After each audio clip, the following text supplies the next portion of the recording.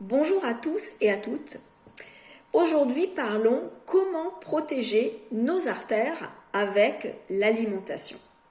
Alors pour ceux et celles qui ne me connaissent pas, je m'appelle Corinne Chimanti, je suis diététicienne nutritionniste installée à Saint-Louis en Alsace depuis maintenant plus de 20 ans et j'accompagne les hommes et les femmes à retrouver leur poids de forme avec une alimentation santé et à retrouver un rapport sain avec la nourriture. Alors pour moi, l'ennemi numéro 1 de tout ce qui est maladie cardiovasculaire, ça va être l'inflammation de bas grade. Cette inflammation de bas grade, c'est une inflammation chronique qui va être d'un faible degré, mais présente dans l'organisme sans présenter de symptômes particuliers. On ne ressent rien de spécial. Par contre, ça va créer bien des dégâts, on va voir lesquels. Ça peut être créé par différents facteurs, cette inflammation chronique. En fait, ça peut être créé par une obésité, par une alimentation très inflammatoire, le stress chronique, par le manque de sommeil, par un déficit en oméga 3 et un excès d'oméga 6, une consommation très régulière d'alcool ou de tabac.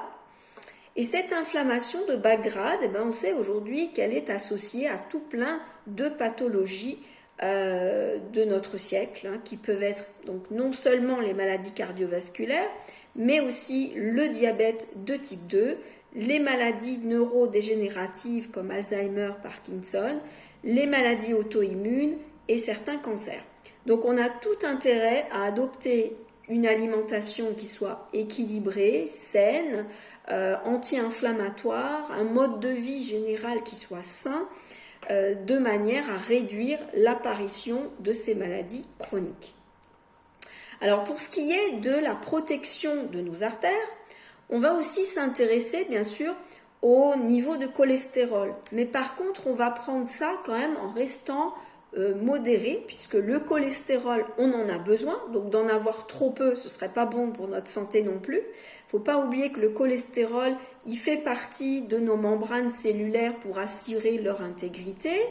Le cholestérol va servir de précurseur pour la fabrication de certaines hormones, et puis il va être nécessaire aussi à la synthèse de sels biliaires, voilà, entre autres. Mais c'est vrai que souvent on a tendance à diaboliser ce cholestérol, mais il faut le remettre en fait à un juste niveau. Déjà, ce qu'il faut surveiller, c'est ce qu'on appelle, donc celui qu'on appelle le mauvais cholestérol, le LDL. Donc surveiller que celui-ci ne soit pas trop haut en fonction de vos facteurs de risque. C'est-à-dire qu'une personne qui va être en surpoids, avec de l'hypertension, avec des antécédents dans la famille ou des antécédents personnels cardiovasculaires, du diabète, des triglycérides, bref, qui va cumuler tout un tas de facteurs, devra avoir un niveau de mauvais cholestérol plus bas qu'une personne qui n'a aucun de tous ces problèmes. On va bien sûr aussi faire attention à éviter de faire monter son taux de sucre dans le sang, d'être en hyperglycémie, puisqu'on sait que les personnes diabétiques ont 2 fois plus de risques cardiovasculaires que des personnes non diabétiques. On va aussi tout faire pour qu'au niveau alimentaire, on n'aggrave pas l'hypertension. Et puis, on va tout faire aussi pour apporter un maximum d'antioxydants qui vont capter les radicaux libres, qui sont des molécules très agressives pour toutes nos cellules et accélèrent le vieillissement prématuré de tout notre organisme. Alors concrètement, c'est quoi les bons gestes pour protéger nos artères et puis en général tout notre organisme en fait. On fait d'abord le bon choix de corps gras. Donc c'est-à-dire qu'on va limiter les graisses animales qui vont être très riches en graisses saturées, les acides gras saturés, alors notamment ceux qui sont à chaîne longue qu'on va retrouver dans les charcuteries, les viandes rouges. On va aussi limiter les graisses qui sont riches en oméga 6, qui sont pro-inflammatoires. Donc on évite de tout cuisiner, par exemple avec de l'huile de tournesol ou de consommer trop de produits ultra transformés qui en sont très riches. Par contre, on va augmenter les bonnes graisses. Alors, les bonnes graisses, ça va être l'huile d'olive, ça va être des huiles aussi qui vont être riches en oméga 3 comme l'huile de colza, l'huile de noix, de privilégier les graines de chia, les graines de lin, bref, il va y avoir les oméga 3, il faut vraiment faire le plein. On peut aussi augmenter les poissons, les petits poissons gras par exemple. Et puis, bien sûr, on n'oublie pas en deuxième geste d'avoir une alimentation à index glycémique bas. Donc là, ça va permettre justement de mieux maîtriser votre taux de sucre dans le sang, mais ça va aussi avoir un impact sur votre taux de cholestérol. Et puis, ça va permettre aussi cette alimentation d'intégrer beaucoup de fibres et des antioxydants qui vont être très bénéfiques pour notre santé globale. Bien évidemment, comme autre action, on pratique une activité physique régulière. Donc ça peut être une marche rapide, ça peut être d'aller faire du vélo, ça peut être aller faire de la course à pied, ça peut être toute activité est bonne à prendre en fait. Donc tout ce qu'il faut, c'est d'être régulier dans ces actions. Bien évidemment, on fera attention aussi aux apports en sel.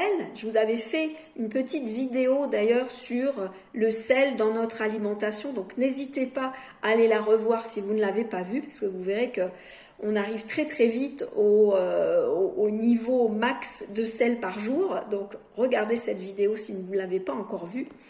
Et puis, bien sûr, d'éviter de fumer, donc d'arrêter de fumer si c'est votre cas. Et puis, sachez que donc au niveau de cette alimentation qui est plutôt à visée méditerranéenne, donc à index glycémique bas et protectrice au niveau cardiovasculaire, j'ai réalisé 2 livres de cuisine qui vous donneront des idées pour combiner tous ces principes, que ce soit à la fois avec du bon gras, riche en fibres, en antioxydants, contrôlé au niveau des quantités de glucides. Donc si vous n'avez pas ces livres, je vous mettrai un petit lien en dessous de cette vidéo pour pouvoir vous les offrir, peut-être pour les fêtes ou de les offrir à des proches à qui ça ferait plaisir et à qui ça rendrait service au niveau de leur santé. Donc comme vous le voyez, agir sur un mode de vie sain, agir sur une alimentation à index glycémique bas, mais pas que, aussi avec un bon choix de corps gras, ça va vous aider à protéger vos artères et tout votre organisme en général. Si vous avez aimé cette vidéo, je vous invite à mettre un petit pouce, à partager à votre entourage et puis à vous abonner à ma chaîne. Et moi, je vous dis à très bientôt pour une prochaine vidéo. Ciao, ciao!